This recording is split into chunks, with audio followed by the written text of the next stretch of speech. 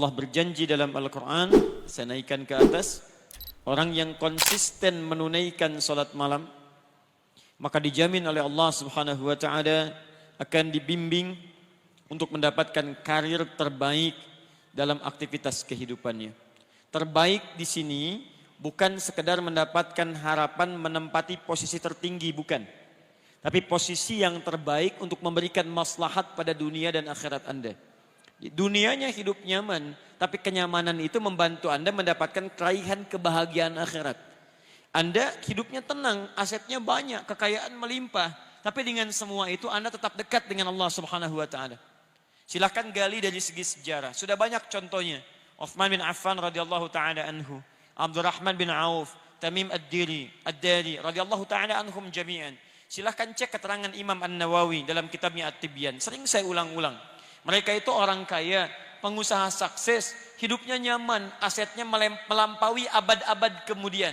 Sampai sekarang masih ada.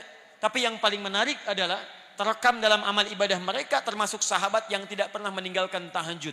Bahkan sangat istimewa. Mereka menunggu salat malam sampai menunaikan salat malam sampai selesai menghatamkan Qurannya. Itu luar biasa. Kenapa bangun malam? Karena ada motivasi. Apa motivasinya? Kebahagiaan yang dititipkan oleh Allah kepada mereka dalam kehidupan dunia dan akhiratnya. Di dunianya sukses, akhiratnya pun tidak ditinggalkan. Baik. 2. Wa qur rabbi adkhilni mudkhala sidqin. Dan katakan Muhammad sallallahu alaihi wasallam, Rabbi adkhilni mudkhala sidqin. Ya Allah, bimbing hamba untuk mengawali aktivitas hamba. Di kemuliaan, keutamaan salat malam ini terkait dengan urusan dunia, selain akan mengangkat kita di tempat yang terbaik, juga yang kedua menghadirkan bimbingan Allah dalam menjalani aktivitas harian kita. Dibimbing Allah. Masya Allah. Tidak ada yang paling membahagiakan, menyenangkan, mendamaikan kecuali seorang hamba yang setiap aktivitasnya dibimbing oleh Allah Subhanahu wa taala. Misal, maaf, saya lukiskan begini. Anda kalau bekerja dibimbing direktur nyaman tidak? Nyaman. Di jalan dibimbing, dijaga, bahkan dituntun Pak Polisi, lancar tidak jalannya? Lancar. Sekarang Anda dibimbing oleh yang menciptakan direktur Anda, yang menciptakan polisi, yang menciptakan segala makhluk. Maka tidak ada yang susah bagi segalanya. Kembali pada Allah Subhanahu wa taala. Karena itu setiap orang yang mendapatkan bimbingan Allah, maka pasti dalam hidupnya mendapatkan kebahagiaan dan kesuksesan. Nah, jika Anda ingin dibimbing oleh Allah Subhanahu wa taala, maka di antara amalan spesifiknya ada amalan-amalan dasar standar seperti salat, infak, baca Quran, Al-Baqarah ayat 3 sampai dengan ayat 4-nya. Tapi ada yang paling istimewa, yang kalau Anda kerjakan ini dari ujung kepala sampai ujung kaki Anda mendapat bimbingan Allah Subhanahu wa taala. Begitu mau jalan, langkah Anda dibimbing Allah. Anda tidak akan melangkah pada yang tidak disukai oleh Allah Subhanahu wa taala. Jangankan yang maksiat, yang membuat Anda sulit pun Anda akan dipalingkan. Misal, Anda mau jalan nih, di jalan ada kemacetan yang menimpa musibah secara umum. Orang terjebak macet, tiba-tiba baru Anda keluar, ada tiba-tiba datang kepada Anda, Pak, jangan lewat situ, macet. Ah, masa sih? Tadi saya melihat tidak macet, itu tadi Pak, sekarang macet. Belok. Allahu Akbar. Begitu Anda kunjungi tempat, Pak, jangan yang itu Pak, yang lain saja. Kenapa? Di situ tidak cocok buat Bapak. Ada seorang masuk ke sebuah toko, dia terbiasa rajin menunaikan malam ini, ibadah ini. Allahu Akbar. Begitu mau masuk dan masuk ke rumah makan, tiba-tiba dengan sopan penjaganya mengatakan, maaf Pak, di tempat ini nampaknya agak kurang cocok dengan Bapak. Kenapa memang? Akan lebih baik di tempat yang lain saja Pak. Baik, karena makanan-makanannya tidak dicantumkan logo halalnya, tapi ketika melihat orang ini tiba-tiba mengatakan, memberikan dari awal, Pak, jangan di sini, tempat lain lebih baik untuk Bapak. Coba bayangkan, baru dari kakinya, belum pandangannya, belum lisannya, belum telinganya, belum tangannya. Awas, kalau Anda selama ini sholat malam, belum mendapatkan yang ini, berarti ada yang salah dengan cara sholat malam Anda. Anda rajin tahajud, tapi lisan Anda tidak dijaga oleh Allah. Ada yang salah Anda dalam sholat malamnya. Mustahil ahli tahajud lisannya mudah mengeluarkan kalimat yang tidak disukai oleh Allah. Karena lisan dia dibimbing Allah. Jadi kalau Anda ahli salat malam dan Anda menyalahi ketentuan Allah, Kata Allah jangan mencela. Quran surah 49 ayat 11 sampai dengan 12. Ya ayyuhalladzina amanu la yaskhar qaumin qaum. Jangan saling cela. Anda bangun malam tapi Anda mencela, salah tahajud Anda. Salah salat malam Anda. La yaghtab ba'dukum ba'dha. Jangan gosip. Ibu masih gosip. Maaf. Salah salat malam ibu. Saya tidak Ustaz. Alhamdulillah. Tidak seperti ukhti itu tuh. Sama. Semua.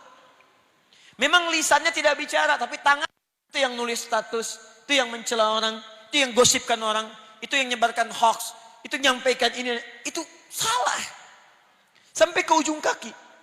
Ini tolong koreksi ya, karena setiap ibadah itu ada indikator keberhasilannya. Anda tidak meraih itu, ada yang salah dalam pekerjaan ibadah Anda. Semua ibadah, bahkan jangankan sholat malam, sholat standar saja, yang 5 waktu, ukurannya salah satunya Quran surah 29 ayat 45. Innas salata tanha 'anil fahsya.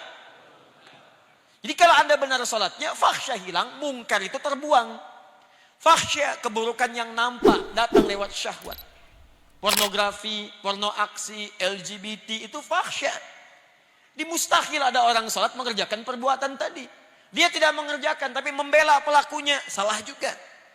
Orang mengerjakan sunnah dicela-cela. Orang kemudian mengerjakan perbuatan fahsya dibela-bela. Ada yang salah dalam sholat dia.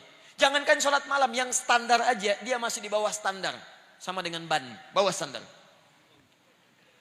Salah. Mungkar perbuatan yang diingkari oleh hati. Mencuri itu mungkar, bohong itu mungkar, korupsi mungkar. Maaf, membunuh mungkar. Luar biasa mungkarnya. Saya anjurkan tolong, ya, jangan berbuat kerusakan di muka bumi. Apalagi pembunuhan terhadap orang beriman itu sangat berbahaya. Itu saya ingatkan ya, hati-hati betul. Sekarang nampaknya mudah menghilangkan nyawa orang lain. Apalagi orang-orang yang sangat dekat dengan Allah Subhanahu wa taala. Jangankan level alim, ulama, ustaz, Anda level orang beriman biasa saja, taruhan Anda neraka jahanam tidak keluar dari situ. Quran surah 4 An-Nisa. Perhatikan, hati-hati, awas. Sampai dengan ayat 92-nya, paling kanan di pertengahan. Awas, hati-hati, hati-hati. Lihat baik-baik. Ada ancaman dari Quran. Wa may yaqtul mu'minan muta'ammida. Jika ada seorang merencanakan pembunuhan pada satu orang beriman, fajaza'uhu jahannam. Maka ancaman bagi orang itu neraka jahannam. Awas, khalidan fiha, kekal di dalamnya tidak akan keluar. Wa ghadiballahu alaihi, dan Allah murka kepadanya. Ya, maaf, masuk neraka jahannam saja sudah sulitnya luar biasa, apalagi masuk dimurkai Allah. Awas, hati-hati. Wa ghadiballahu alaihi wa la'anahu, dilaknat oleh Allah. Wa a'adda lahu 'adzaban 'azima, dan dijanjikan siksa berlipat di neraka jahanam itu. Enggak berlipat saja, sudah dahsyat apalagi dilipat. Hati-hati. Awas ya, hati-hati, hati-hati, karena kita bermohon pada Allah Subhanahu wa taala agar kita dilindungi dari perbuatan-perbuatan mungkar. Apalagi tingkat yang paling tinggi tadi, ya. Saya lihat ada banyak berita sekarang, kita doakan pada Allah Subhanahu wa taala. Semoga orang yang telah berbuat keburukan-keburukan dibimbing oleh Allah untuk kembali. Bertobat dia karena taruhannya luar biasa dahsyat. Awas, hati-hati ya. Kalau memang ada orang yang kurang dari jiwanya, terganggu jiwanya, bahkan disebut kemudian dengan gila dan kalimat-kalimat semacamnya, maka dijaga, diarahkan, dibimbing, disembuhkan supaya kembali. Ya, tapi hati-hati. Resiko terbesar untuk menyakiti orang lain sampai kehilangan nyawa adalah sesuatu yang sangat dahsyat. Dulu waktu kejadian di bom Tamrin, saya ke Lampung, kemudian ditanya, Ustaz, apakah bom di jalan Tamrin termasuk jihad fisabilillah? Saya katakan jihad fisabilillah itu jihad di jalan Allah, bukan di jalan Tamrin. Ya, ya. Tolong dijaga ya, orang-orang kurang sehat sekarang banyak, dan agak anehnya kok yang dicari para ulama, para ustadz dan sebagainya. Wa akhrijni mukhrajal sidqin. Dan dia dibimbing mendapatkan solusi dari setiap persoalan yang dihadapi. Solusi, diberi jalan keluar. Yang ini dibimbing ketika mengerjakan, yang ini dibimbing ketika punya masalah. Masya Allah. A dengan B sama-sama punya masalah. Masalahnya di rumah tangga. Persoalannya cukup sama. Masalah A dengan B sama. Yang paling luar biasa, A ini punya kedudukan tinggi luar biasa. Pendidikannya juga tinggi. S-nya sampai 3, S3. Masya Allah. Yang ini Masya Allah cuma S1 kerupuk 2. Ya. Pendidikan tinggi, harta melimpah, Masalah sama dengan keluarga. Cuman karena persoalan perilaku dan sebagainya. Beda pendapat sampai rame. Apa yang terjadi? Yang ini cuman dengan senyuman selesai. Sayang. Masya Allah. Kayaknya kenal. Selesai masalah. Kenapa? Oh Masya Allah. Mau kemana Pak? Mau ke hatimu. Oh Masya Allah. Selesai masalah. Yang ini, wah Masya Allah. Nyapa susah. Kayak gak kenal. Padahal tiap hari itu yang dilihat, ke kamar itu yang dilihat, keluar itu yang nggak selesai. Yang ini rumah tangga tenang, keluar tenang, di kantor tenang, hatinya lapang, ke rumah makan tenang. Teh Mbak, Masya Allah, pakai gula, gak usah terlalu manis, yang penting setia. Oh luar biasa. Enak. Ayo bikin status. Kayaknya besok pagi ada yang praktek di rumah itu. Jadi teman-teman sekalian, jadi orang-orang yang dekat dengan Allah, dia merajut hubungan dengan Allah Subhanahu wa taala, maka Allah akan jaga dalam setiap persoalan hidupnya. Di kantor dia nyaman, di kampus dia tenang. Ada orang yang besok ujian luar biasa sibuknya. Masya Allah. Bahkan disebut luar biasa ada kalimat minggu tenang, padahal tidak tenang pada saat itu. Belajar sana, belajar sini. Tenang di mana? Pikir sana, pikir sini. Tapi sebagian orang ada yang santai saja. Orang ke kelas, dia ke masjid. Dia baca, dia juga baca. Dia bangun malam harinya. Esoknya tenang dia hadapi. Luar biasa. 4. Waj'alni min ladunka sultanan nasira. Ini yang dahsyat. Ini yang dahsyat. 4. Allah akan lindungi dia langsung dari pihak-pihak yang ingin mencelakainya. Dilindungi oleh Allah. Diberikan perlindungan. Bisa beda-beda caranya nanti. Ya, bisa beda-beda lain-lain caranya. Teman-teman sekalian, saya berikan contoh yang paling dahsyat. Ayat ini diantaranya turun memberikan keterangan saat Nabi SAW dikepung oleh banyak pemuda. Ada yang menyebut 100 pemuda. Dengan kebiasaan yang khusus. Kalau kita pasukan khusus ya. Dengan pedang terhunus. Luar biasa. Dikepung satu rumah. Di dalamnya direncanakan 3 orang. 1. Nabi SAW. 2. Teman setia beliau. Seangkatan dengan beliau. Sedekat usia dengan beliau. Abu Bakar As-Siddiq. Sehidup dengan beliau. Semati di samping beliau kuburnya. Sesurga dengan beliau. Mertua beliau orang yang sangat mulia dan sangat disayangi oleh Nabi SAW. Dipilih oleh beliau untuk menemani hijrah, sehidup, sehijrah, sekubur bersamaan di sampingnya dan sesurga dengan beliau. Abu Bakar As-Siddiq.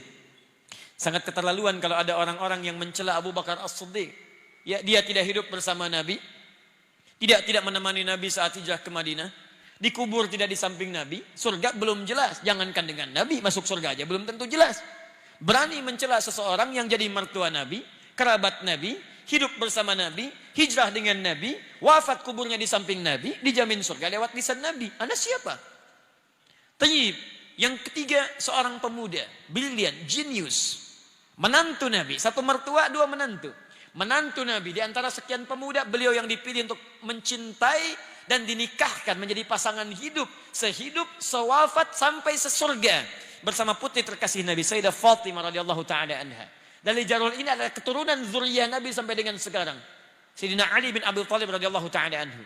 Pemuda yang jenius, luar biasa, bakatnya luar biasa dan nyalinya sungguh tangguh.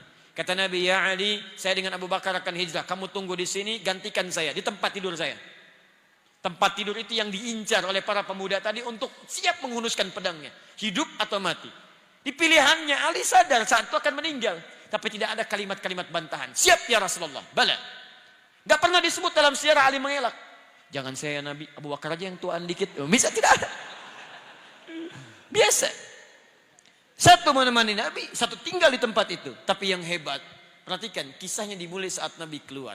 Dari mana pasukan khusus yang siap dengan pedang terhunus? Disebutkan kalau hewan pun lewat sudah diketahui bahkan tercium baunya.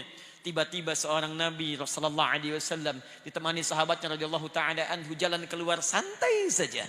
Santai lewat. Dibikin ngantuk oleh Allah tertutup. Tutup. ditutup pandangannya, keluar, tenang. Para ulama turun ayat ini memberikan jaminan kepada Nabi. Perhatikan, siapa di antara manusia yang bangun malamnya melebihi Nabi SAW. Kakinya sampai bengkak-bengkak, bacaannya sampai begitu panjangnya, kekhusyuannya luar biasa. Maka Allah Subhanahu wa taala menurunkan langsung 4 kemuliaan ini kepada Nabi SAW. Silakan, maqam mahmuda angkat. Aktivitas dibimbing. Masalah diberikan solusi. Begitu ada yang ingin mencelakai Nabi SAW, Allah berikan perlindungan terbaik. Maka teman-teman sekalian, 4 ini bila terkumpul kemudian dalam kehidupan kita, ingin Anda raih, salah satunya dawamkan amalan pada malam hari ini. Jelas di sini?